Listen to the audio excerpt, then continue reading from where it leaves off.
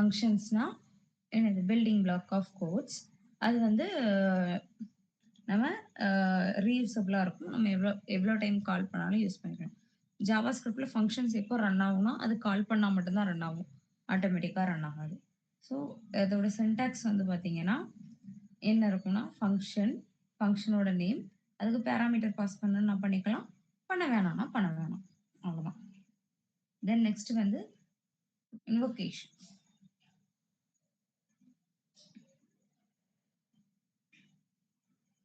எப்படின்னா காலிங், ஓகேவா? இன்வோக்னா கால் பண்றதுன்னு அர்த்தம். என்னன்னா ஒரு ஃபங்க்ஷனை நம்ம கால் பண்றோம் அப்படின்னா ஏதோ ஒரு ஈவெண்ட் இன்வோக் கால் பண்றது, இல்ல ஏதாவது ஃபங்க்ஷன்ஸ் வந்து இன்வோகேஷன்னா என்னன்னா இப்போலாம் கால் பண்றோம் அப்படிங்கிற மாதிரி. ஒண்ணு நம்மளா நேம் கொடுத்து கால் பண்ணுவோம் ஸ்கிரிப்ட் கோட்ல, அது எல்லாமே என்னன்னா ஒரு ஈவெண்ட் ஏதாவது நடந்துச்சு, அதாவது கிளிக் பண்ணா அந்த ஃபங்க்ஷன் கால் ஆகணும், இல்ல டைப் பண்ணா அந்த ஃபங்க்ஷன் கால் ஆகணும், ஹோவர் பண்ணா அந்த ஃபங்க்ஷன் கால் ஆகணும், அப்படி ஏதாவது ஈவெண்ட் நடக்கும்போது ஆட்டோமேட்டிக்கலி செல்ஃப் இன்வாக் அதுவே அது கால் பண்ணிக்கும் அப்படிங்கிற மாதிரி. ஸோ அதுதான் ஃபங்க்ஷன். ஸோ அந்த ஆஃப் இதை வச்சு இப்போ ஃபங்க்ஷன் அடிஷன் ஒரு ஃபங்க்ஷன் இருந்ததுன்னா அடிஷன் ஆஃப் இப்படின்னு நம்ம கால் பண்ணுவோம். அந்த இந்த இது இருக்குல்ல பிராக்கெட் ஓப்பன் அண்ட் க்ளோஸ் வச்சு தான் நம்ம கால் பண்ணுவோம் ஃபங்க்ஷனே. அதில் நம்ம பேராமீட்டர்ஸ் பாஸ் பண்ணணும்னா பாஸ் பண்ணிக்கலாம். தென் நெக்ஸ்ட் வந்து வேரியபிள். இது வந்து ஃபங்க்ஷனுக்குள்ள டிஃபைன் பண்ணியிருக்க வேரியபிள்ஸை நம்ம என்ன சொல்லுவோம்னா லோக்கல் வேரியபிள். தெரியும்னு நினைக்கிறேன். ஃபங்க்ஷனுக்கு வெளியே குளோபலாக டிஃபைன் பண்ணியிருக்கிறது குளோபல் வேரியபிள்ஸ். இதை வந்து நீங்கள் அந்த ஃபங்க்ஷனில் எங்கேனாலும் யூஸ் பண்ணிக்கலாம், டிஃப்ரெண்ட் ஃபங்க்ஷன்ஸில் யூஸ் பண்ணிக்கலாம். ஒரு வேரியபிளை வந்து ஃபங்க்ஷனுக்குள்ளே கால் பண்ணியிருந்தீங்க அப்படின்னா, ஃபங்க்ஷனுக்குள்ளே டிக்ளேர் பண்ணியிருந்தீங்கன்னா, நீங்கள் அதை வெளியே யூஸ் பண்ண ட்ரை பண்ணிங்கன்னா அது என்னது அன்டிஃபைன்ட் ஆயிரும். ஏன்னா you can't use a function, you can't use a variable which is defined inside a function. நீங்கள் குளோபலாக யூஸ் பண்ணியிருந்தீங்கன்னா எல்லா இடத்துலையும் யூஸ் பண்ணிக்கலாம். So variables declares within a JavaScript functions become local to the function. ஒரு ஃபங்க்ஷனுக்குள்ள நீங்கள் ஒரு வேரியபிளை டிக்ளேர் பண்ணீங்கன்னா அது local to the function.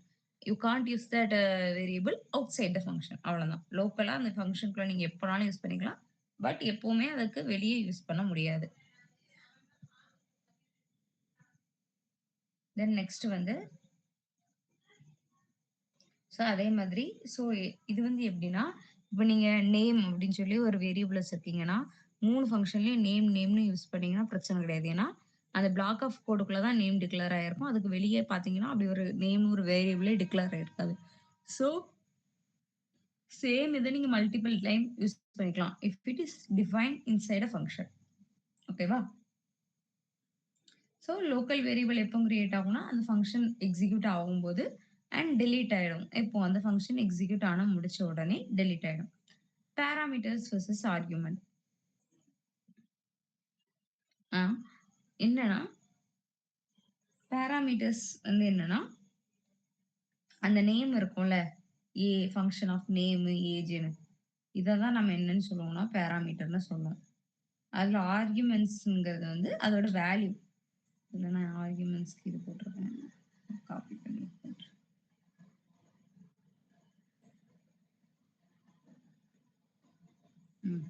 Okay.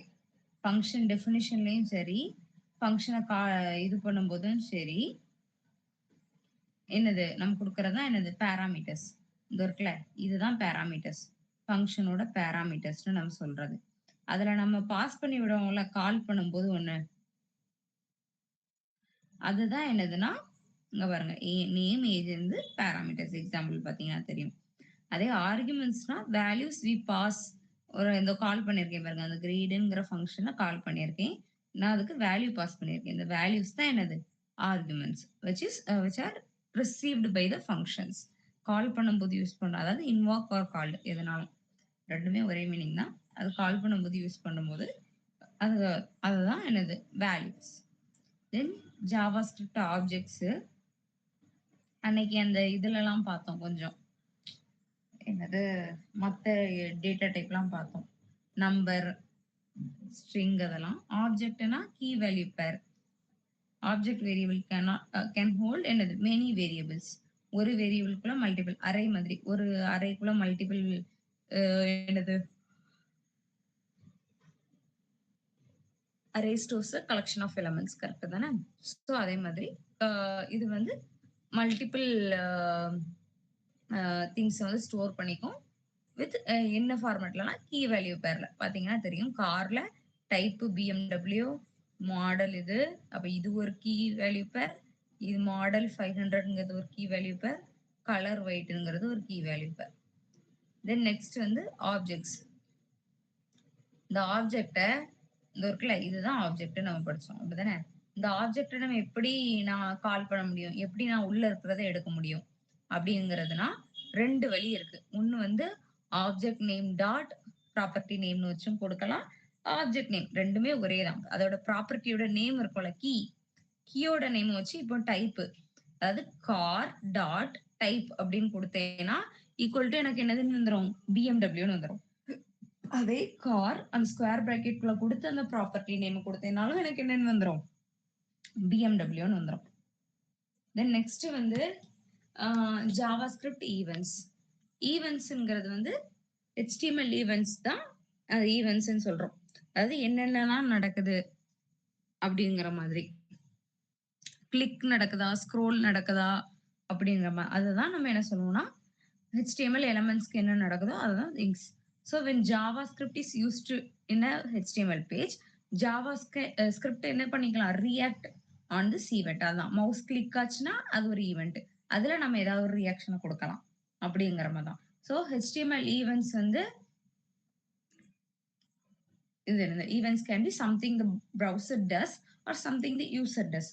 Browser டஸ்னா என்னது, நான் ஒரு பேஜுக்கு போறேன்னா அது லோட் ஆகி வர்றது. அந்த லோட் ஆகி வரும்போது கூட நம்ம ஒரு ஜாவா ஸ்கிரிப்டை ரன் பண்ணலாம். டாக்குமெண்ட் ஆன்லோட் ஃபங்க்ஷன் அப்படின்னு உண்டு.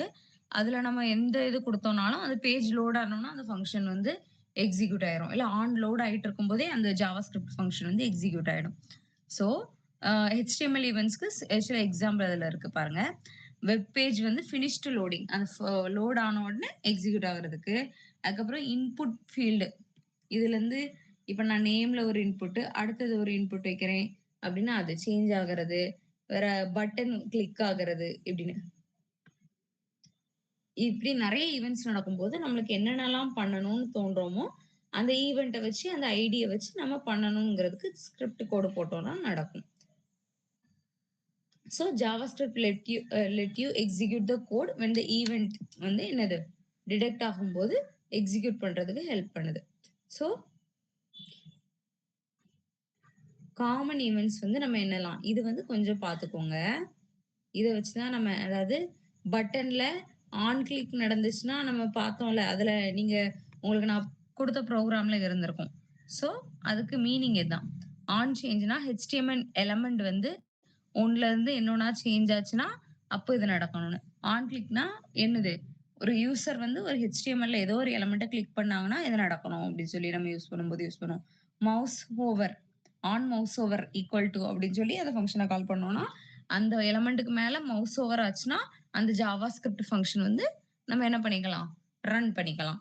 அதே மாதிரி ஆன் ஆன் மவுஸ் அவுட் அப்படின்னாலுமே என்னது, மவுஸ் வந்து அதை விட்டு வெளியே வந்துச்சுன்னா இப்போ எப்படி பண்ணலாம், ஒரு ரவுண்டா ஒரு டாட்டை வச்சுக்கலாம். அது ஹோவர் பண்ணா அது பெருசாகணும், வெளியே வந்துச்சுன்னா அது சின்னதா ஆகணும்னு சொல்லி ஒரு ஜாவா ஸ்கிரிப்ட் எழுதணும்னா அது ஒரு இது, அதுக்கு இது யூஸ் பண்ணிக்கலாம்.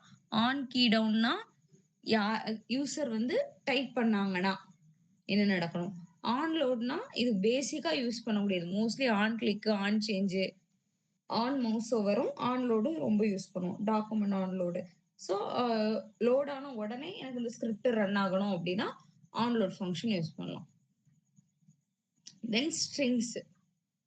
ஜாவா ஸ்கிரிப்ட் ஸ்ட்ரிங்ஸ் வந்து ஸ்டோர்ஸ் டெக்ஸ்ட் டேட்டா. சும்மா கொட்டேஷன் நம்ம எல்லா ப்ரோக்ராமிங் லாங்குவேஜ்ல இருக்கிற மாதிரி தான். கொட்டேஷனுக்குள்ள அது வந்து என்ன ஆகும்னா ஸ்டோர் பண்ணும். நம்ம லெட் எப்பவும் போல லெட் அந்த வேரியபிள் டிக்ளேர் பண்றோம், டெக்ஸ்ட்னு ஜான் டோ அப்படின்னு பண்ணிருக்கோம்னா அது ஒரு ஸ்ட்ரிங் டபுள் கோட்ஸ்ல டிஃபைன் பண்ணோம்னா அது ஆட்டோமேட்டிக்கா ஸ்ட்ரிங் ஆயிடும். நம்ம என்ன யூஸ் பண்ணிக்கலாம், சிங்கிள் கோட்ஸும் யூஸ் பண்ணிக்கலாம் அண்ட் டபுள் கோட்ஸும் யூஸ் பண்ணிக்கலாம். தென் நெக்ஸ்ட் இதுல சொல்லியிருக்கோம் பாருங்க, சிங்கிள் கோட்ஸ் இன்சைட் யூஸ் பண்ணணும்னா வெளியே இருக்க ரெண்டுத்தையும் டபுள் கோட்ஸா யூஸ் பண்ணிக்கணும். ஓகேவா? தென் லென்த் ஆஃப் த ஸ்ட்ரிங் இதுல ஒரு பில்டிங் ஃபங்க்ஷன் அது கூட சேர்த்து படிச்சிடலாம். என்னன்னா டெக்ஸ்ட்னு ஒரு இது கொடுத்துருக்கேன்னா டாட் லென்த்ன்னு நமக்கு கொடுத்தோம்னா அதோட லென்த் வந்து நம்மளுக்கு கிடைச்சிரும். ஓகேவா? அதாவது ஸ்ட்ரிங் இப்போ ஏதாவது ஒரு ஸ்ட்ரிங்கோட லென்த் கிடைக்கணும்னா ஸ்ட்ரிங் அந்த ஸ்ட்ரிங்கோட நேம் கொடுத்து வேற ப்ரோக்ராமிங்ல என்ன பண்ணுவோம் டாட் லென்த் ஆஃப்னு அந்த ஃபங்க்ஷனை கால் பண்ணும். இந்த டாட் லென்த்னு கொடுத்தோம்னா ஆட்டோமேட்டிக்கா என்ன கிடைச்சிரும் அதோட லென்த் கிடைச்சிரும். எஸ்கேப் கேரக்டர்ஸ் எஸ்கேப் கேரக்டர்ஸ்னா என்னன்னு தெரியும். இப்போ நம்ம இப்படி ஒரு ஸ்ட்ரிங் எழுதுறோம்னா உள்ளேயும் நான் டபுள் கோட்ஸ் எல்லாம் யூஸ் பண்ணேன்னா என்ன ஆகும்? அது என்ன எடுத்துக்கும்? எரர் வந்துரும். இது ஒரு இதாகும். இங்க இருங்க. என்ன எடுத்துக்கும்? இதுல இருந்து இது இது ஒண்ணா எடுத்துக்கும். அதுக்கப்புறம் இந்த விகாசங்கிறதுக்கு ஒண்ணுமே இருக்காது. ஒரு சிங்கிள் கொட்டேஷன் ஆரம்பிச்சு இது ஒண்ணாவே எடுத்துக்கும். ஸோ இந்த டைம்ல எனக்கு உள்ள யூஸ் பண்ணணும். அத வந்து இந்த மெயின் ஸ்ட்ரிங்கா எடுத்துக்க கூடாதுன்னா நம்ம என்ன பண்ணுவோம்? எஸ்கேப் கேரக்டர் யூஸ் பண்ணுவோம். எஸ்கேப் கேரக்டருங்க என்னன்னா பேக் ஸ்லாஷ். இந்த ஸ்லாஷ் இருக்குல்ல சிங்கிள் கோட்ஸ் யூஸ் பண்ணணும் எனக்கு உள்ளனா அந்த ஸ்லாஷ் யூஸ் பண்ணோம்னா நமக்கு ரிசல்ட் வந்து பேக் ஸ்லாஷ் எடுக்காம வெறும் சிங்கிள் கோட்ஸ் மட்டும் எடுக்கும். அதே டபுள் கோட்ஸ் யூஸ் பண்ணணும்னா என்னது? Double quotes. அதே ஸ்லாஷே எனக்கு யூஸ் பண்ணணும்னா டபுள் ஸ்லாஷ் குடிச்சோம்னா என்னது எடுத்துக்கும்? சிங்கிள் ஸ்லாஷ் எடுத்துக்கும். ஸோ அதுதான் அங்க நம்ம பார்த்திருக்கோம் பாத்தீங்களா? விகாஸ் அதுக்கு முன்னாடியும் என்னது பேக் ஸ்லாஷ் யூஸ் பண்ணிருக்காங்களா? ஸோ அதனால என்ன ஆயிருக்கு? பேக் ஸ்லாஷ் வந்து எஸ்கேப் கேரக்டருக்கு யூஸ் ஆனதுனால நம்ம உள்ள இதை வந்து யூஸ் பண்ணிக்கலாம். எரர் வராது, சின்டாக்ஸ் எரர் வராது. தென் நெக்ஸ்ட் வந்து ஜாவா ஸ்கிரிப்ட் அரேஸ். அரே வந்து இதுவும் டைப் ஆஃப் ஆப்ஜெக்ட் டைப், அதாவது டேட்டா டைப்ல ஆப்ஜெக்ட் டைப் தானே, collection of data object. So அதுல அரேயும் ஒரு டேட்டா டைப். அதாவது என்னன்னா டேட்டாவை கலெக்ஷன் ஆஃப் டேட்டாவை ஸ்டோர் பண்றதுதான் அரே. அரேல இருக்க வேல்யூஸ்லாம் இருக்கும்ல, ஒவ்வொரு வேல்யூஸையும் அதை வந்து நம்ம என்ன சொல்லுவோம்னா அரே எலமெண்ட்னு சொல்லுவோம், எலமெண்ட்ஸ்னு சொல்லுவோம். அதே மாதிரி அது ஆர்டர்டா இருக்கிறத வந்து என்னதுன்னு சொல்லுவோம்? இண்டெக்ஸ். எந்த ஆர்டர்ல இதா இருக்கோ அது இண்டெக்ஸ் நம்பர்னு சொல்லுவோம்.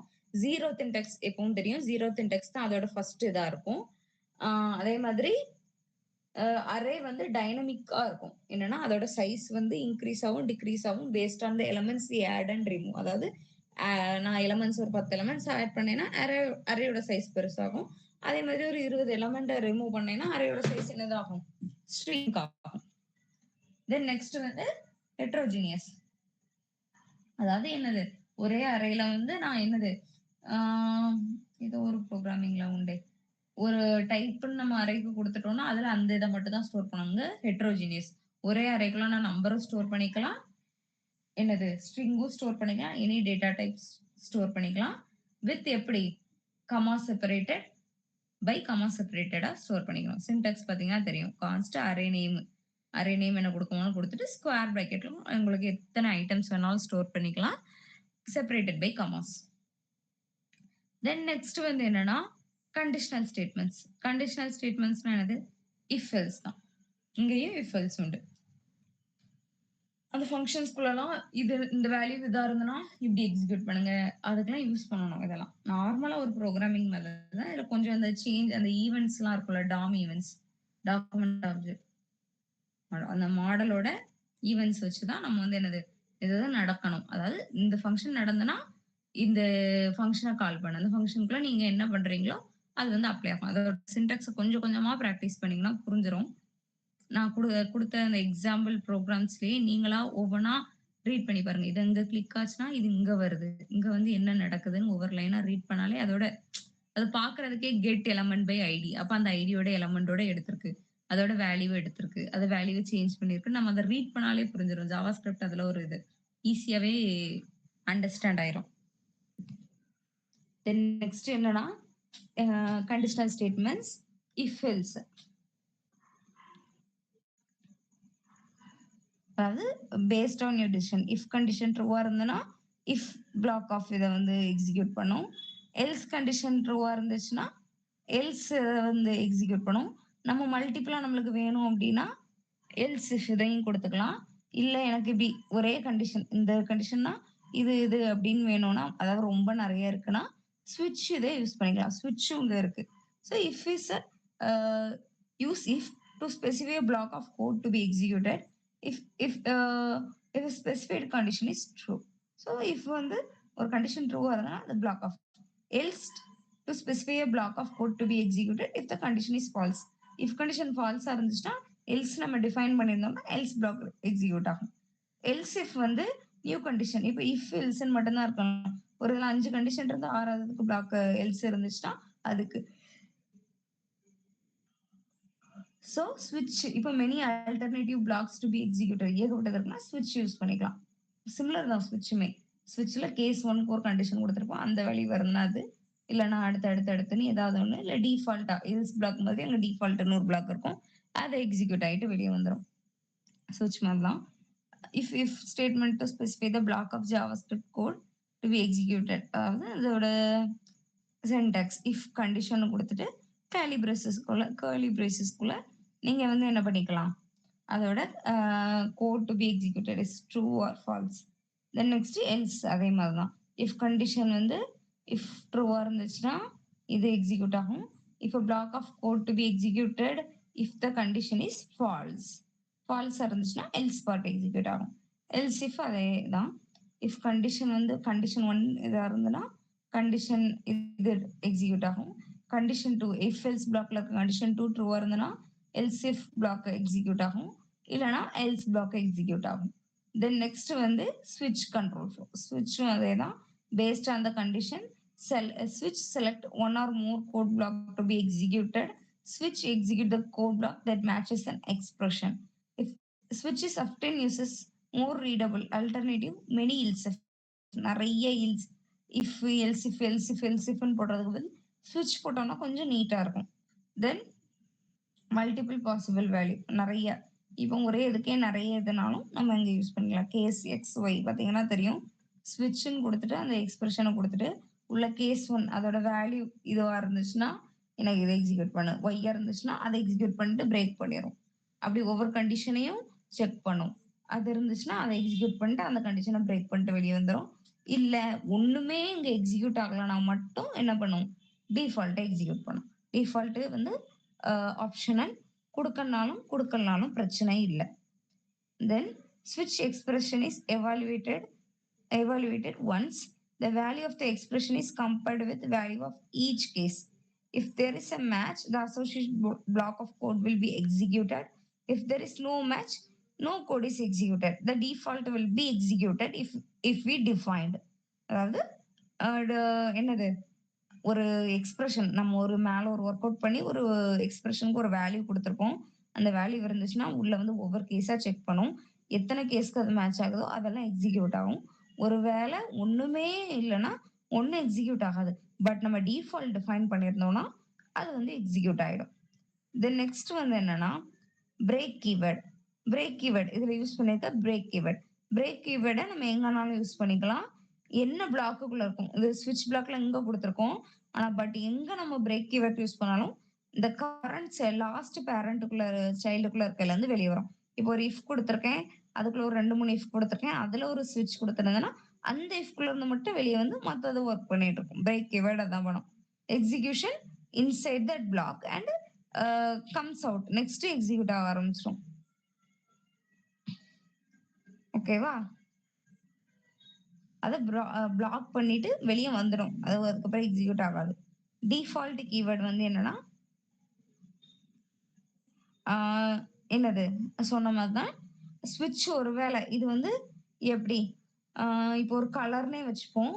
அவங்க ஒரு 10 கலர் தராங்க, அதுல நம்ம அதுலயே இல்லாத ஒரு கலரை செலக்ட் பண்றோம். இருக்கிற கலரை செலக்ட் பண்ணோம்னா your colour is red, your favourite colour is orange அப்படின்னு சொல்லி வைக்கிற மாதிரி ஒரு ப்ரோக்ராம்னு வச்சுக்கிட்டோம்னா, ஒருவேளை நம்ம அதை அவங்க கொடுத்துருக்க லிஸ்ட்ல இல்லாத ஒரு இதை சூஸ் பண்ணோம்னா என்ன சொல்லும், there is no match found அப்படின்னு சொல்லி நம்ம டிஃபால்ட்டா ஏதாவது சொல்ல வைக்கணும். அப்படிங்கிற மாதிரி இருந்துச்சுன்னா என்ன பண்ணிக்கலாம், நம்ம டிஃபால்ட் கீவேர்டு யூஸ் பண்ணிக்கலாம். ஸோ இன்னைக்கு பார்த்த டாபிக்ஸ் வந்து என்னலாம், இது வந்து ஃபங்க்ஷன்ஸ்னா என்ன, அதை நம்ம எப்படி கால் பண்ணுவோம், லோக்கல் வேரியபிள்ஸ், குளோபல் வேரியபிள்ஸ் இருக்கு டிஃபைன் இதுல நோட்ஸ்ல இல்லை. குளோபல் வேரியபிள்ஸ்னா அதான் அந்த ஃபங்க்ஷனுக்கு வெளியே நம்ம டிஃபைன் பண்றது குளோபல் வேரியபிள்ஸ். தென் நெக்ஸ்ட் வந்து என்ன பார்த்தோம், ஜாவா ஸ்கிரிப்டோட ஆப்ஜெக்ட் பார்த்தோம், அதை எப்படி கால் பண்ணணும்னு பார்த்தோம். ஈவென்ட்ஸ் வந்து ரொம்ப இம்பார்ட்டன்ட் ஜாவாஸ்கிரிப்ட்ல. இதுல நான் ரொம்ப கம்மியா, அதாவது என்னது மோஸ்ட் யூஸ்டு ஓரளவு பிகைனரா நான் நெறைய பேர் யூஸ் பண்றது தான் குடுத்துருக்கேன். இன்னும் நெறைய ஈவென்ட்ஸ் இருக்கு. கூகுள்ல சர்ச் பண்ணி பார்த்தீங்கன்னா தெரியும். உங்களுக்கு படிக்க முடியும் அப்டின்னா, நீங்க நெறைய ட்ரை பண்ணலாம். ஸோ அத படிச்சீங்கனாலே உங்களுக்கு இந்த HTML இருக்குல்ல, HTMLல ஏதாவது ஒரு ஆக்ஷன் பண்ணா, இது நடக்கணும் அப்டின்னு சொல்லி அந்த டெஃபினிஷன் குடுக்கறதுக்கு யூஸ்ஃபுல்லா இருக்கும். தென் நேத்து நான் குடுத்த கோடும் நீங்க நல்லா அனலைஸ் பண்ணுங்க. அது பண்ணீங்கனாலும் உங்களுக்கு தெரியும். அத ரன் பண்ணி நான் காமிக்கிறேன் அந்த கோட. நம்ம பார்த்தது சிஎஸ்எஸ் ப்ரோகிராம்ஸ். இதுல வந்து ஸ்டூடண்ட் ரெஜிஸ்ட்ரேஷன் ஃபார்ம். இதுல வந்து எப்படி வச்சிருப்பேன்னா, கேர நேம்னா இதுல என்னது ஜஸ்ட் ஒன்லி லெட்டர்ஸ் மட்டும் தான் என்டர் பண்ண விடுவேன். பாருங்க நான் இப்ப நம்பர் டைப் பண்றேன். நம்பர நான் டைப் பண்ண கூட விட மாட்டேன். அங்க என்ன குடுத்துருக்கேன்? Only letters.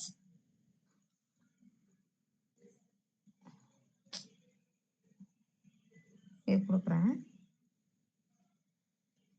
இப்போ நான் டைப் பண்றேன். இப்படி குடுத்தேன் பாத்துங்க. Only letters, space, hyphens and apostrophes and periods. அதனா என்னலாம்? அதாவது லெட்டர்ஸ் நான் ஒரு ஸ்பேஸ் யூஸ் பண்ணிக்கலாம். ஹைஃபன்ஸ் இந்த ஹைஃபன் யூஸ் பண்ணிக்கலாம். வேற என்னது? இது இந்த இருக்குல்ல அப்போஸ்ட்ரோபி. அப்போஸ்ட்ரோபி யூஸ் பண்ணிக்கலாம். ஏதாவது ஏன்னா சிலர் நேம்ல யூஸ் பண்ணுவாங்க. அண்ட் எது யூஸ் பண்ணிக்கலாம்? பீரியட். பீரியட்னா ஃபுல் ஸ்டாப் அப்படின்னு அர்த்தம். ஸோ இதுதான் யூஸ் பண்ண முடியுமே தவிர்த்து வேற எதுவும் என்னால நேம்ல யூஸ் பண்ண முடியாது.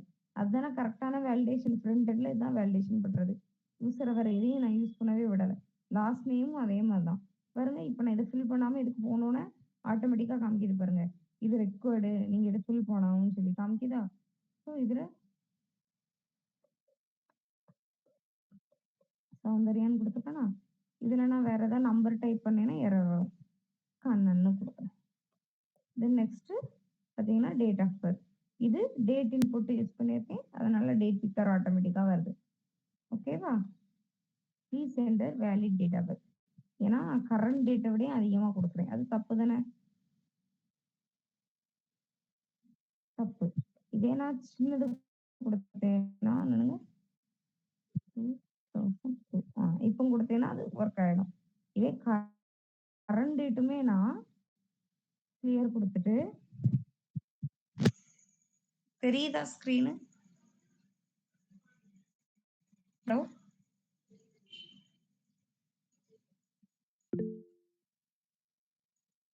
ஸோ கரண்ட் டேட்டோட ஒரு நாள் கொடுத்தேனால அது தப்பு தான். இப்போ எஸ்டர்டே டேட் கொடுத்தேன்னா அது கரெக்டா தான் இருக்கும். ஏன்னா முன்னாடி முடிஞ்சது பாஸ்ட்ல. ஸோ அப்படிதான் வேலிடேஷன் வச்சிருக்கேன். அப்போ எப்படி நம்மளுக்கு டேட் ஆஃப் பர்த் 3 நாள் இவ்வளவு வரும்? அப்படிதானே? அததான் பாக்குது. வெயிட் பண்ணுங்க.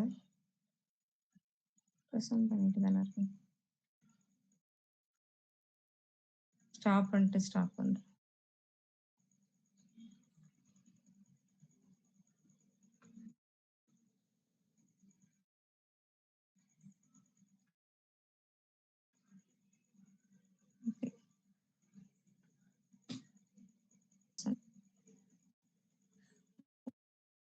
Okay okay. நெட்வொர்க் கட் ஆயிருக்கும் அதனால தான்.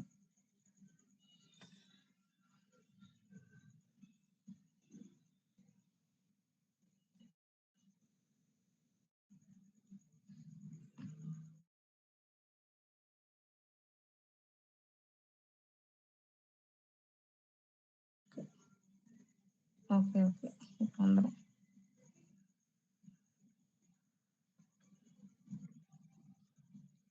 ஓகே. ஸோ இதுல பாத்தீங்கன்னா உங்களுக்கு தெரியும் வேலிடேஷன் வச்சிருக்கேன். கரண்ட் டேட் இருக்கலாம்.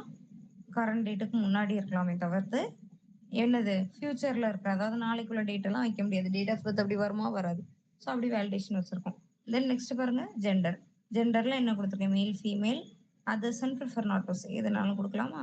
நேஷனாலிட்டி நான் வந்து என்ன குடுத்துருக்கேன்? இதெல்லாம் ஆப்ஷனல்ல குடுத்துருக்கேன். இந்த ஸ்டார் குடுத்து வச்சிருக்கிறது தான் இம்பார்ட்டன்ட். ஸோ அதனால அத நான் குடுக்கலனாலும் என்னது, அங்க குடுத்த மாதிரி எரர் காமிக்கிற பார்த்தீங்களா? இதே பாருங்க நான் அட்ரஸ், இமெயில் அட்ரஸ் கண்டிப்பா வேணும்னு குடுத்துருக்கேன். அதை கொடுக்காம அடுத்த ஃபீல்டுக்கு போனோம்னா அது கொடுங்க திஸ் ஃபீல்ட் இஸ் ரெக்கார்டுன்னு வருதுல்ல. ஸோ சும்மா ஒன்று கொடுக்குறேன். ஃபோன் நம்பருக்கும் சும்மா ஒன்று கொடுக்கும். நான் அட்ரஸுமே டெஸ்ட் அப்படின்னு ஒன்று கொடுக்குறேன். ஸோ இப்படி கொடுத்து ஸ்டார் கொடுத்து வச்சுருக்கலாம், ரெக்கார்டு கொடுத்து வச்சுருக்கிறதுனால நம்மளுக்கு வந்து என்னது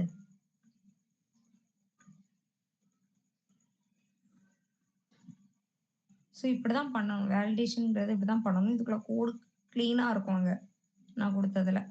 ஸோ தேவை உள்ளதெல்லாம் ஃபில் பண்றேன். ஃபில் பண்ணாம விடவும் முடியாது. இப்போ கீழே இருக்க எமர்ஜென்சி கான்டாக்ட் எல்லாத்துக்குமே சும்மா ஒரு நேம் கொடுக்குறேன். கொடுத்துட்டு இப்போ என்ரோல்மெண்ட் டேட் கேட்டிருக்காங்க, நான் வந்து கொடுக்கல. அப்படிதானே? தென் நெக்ஸ்ட் பாருங்க, ஃபோன் நம்பரையுமே பாருங்க, நான் 10 டிஜிட் கீழே கொடுத்தோன்னே எரர் காமிக்குது. 10 டிஜிட் டு 15 டிஜிட் தான் இருக்கணும். அதுக்கு மேலே கொடுத்தோன்னே என்னது காமிக்குது? எரர் காமிக்குது. பார்த்தீங்களா? அடிஷ்னல் இன்ஃபர்மேஷன் சப்மிட் பண்ண விடுதா? ஏன் நான் இதை டிக் பண்ணணும்? இன்னும் சப்மிட் பண்ண இல்லையா? ஏன்னா நான் இதை இன்னும் செலக்ட் பண்ணலை. Please select future enrolment date. தப்பா பண்ணியிருக்கோம். ஓகே, நான் இப்போ என்ரோல் பண்ண போறேன். பார்த்தீங்களா? எல்லாம் கிளீனா முடிச்சதுக்கு அப்புறம் தான் எனக்கு என்ன காமிச்சிருக்கு, இது என்னபிளே ஆயிருக்கு. சப்மிட் ரெசிக்னேஷன்ங்கிற ரெஜிஸ்ட்ரேஷனுங்கிற பட்டன். நான் இப்போ என்ரோல் பண்ண போறேன். இதே பாருங்க, இந்த மந்த்து நவம்பர்ல நான் போய் என்ரோல் ஆக முடியுமா? எங்கேயாவது ஸ்டூடெண்ட் ஆக முடியாது. அதனாலதான் அது வந்து எரர் காமிக்குது, ஃபியூச்சர் என்ரோல்மெண்ட். அதே ஃபியூச்சர் நான் ஒரு மந்த் கழிச்சு கொடுத்தேனாலும் கரண்ட்ல இருந்து என்ரோல் ஆயிரும். ஸோ என்ன ஆயிடும்? Registration submitted successfully. அவ்வளவுதான். இது ஒரு ஃபார்மா இருக்கா? கிளீனா இருக்கு. தென் நெக்ஸ்ட் இருக்க ஃபார்ம் பாருங்க.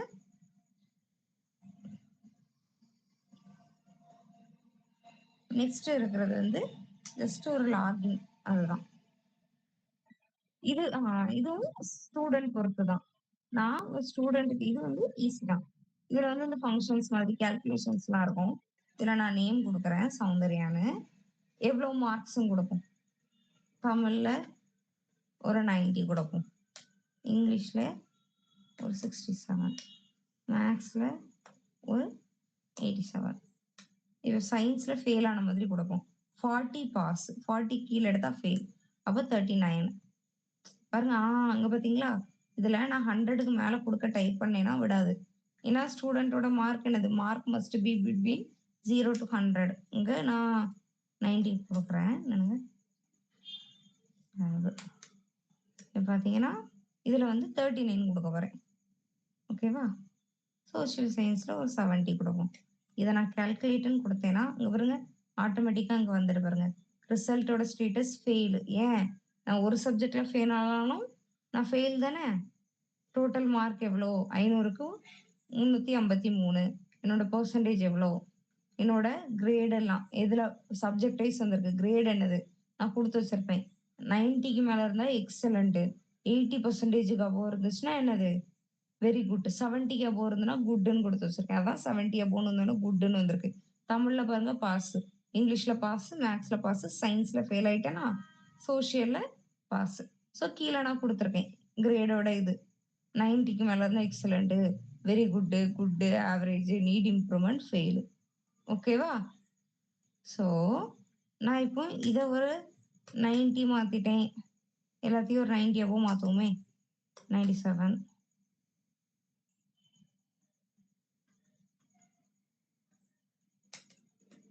96,